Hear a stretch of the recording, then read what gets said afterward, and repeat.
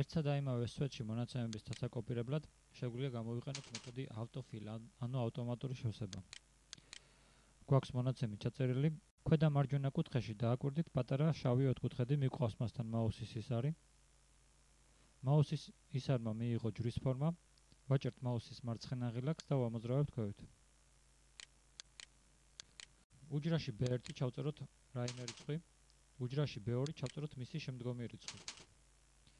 ამ შემთხვევაში, თუ კი მოვნიშნავთ ორივე უჯრას და განვახორციელებთ ავტომატურ შევსებას, მივიღებთ რიცხვების თანმიმდევრობას. ახლა პირიქით. 10, 9 ავტომატური შევსების შედეგად მივიღებთ უკუთვლას. თუ გვაქვს 2 ერთ უჯრაში, მეორე უჯრაში 4, მივიღეთ ორი რიცხვით მზარდი თანმიმდევრობა. ავტომატური შევსებით ასევე შეგვიძლია მივიღოთ თვის სახელები. დავუშვათ დავწეროთ June, ივნისი, July, ივლისი. ავტომატური შევსების მეთოდით მივიღეთ დანარჩენი თვეები.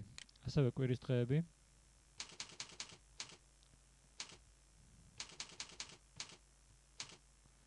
ავტომატური შევსება. ნებისმიერი სიტყვა შეგვიძლია ჩავწეროთ, მაგალითად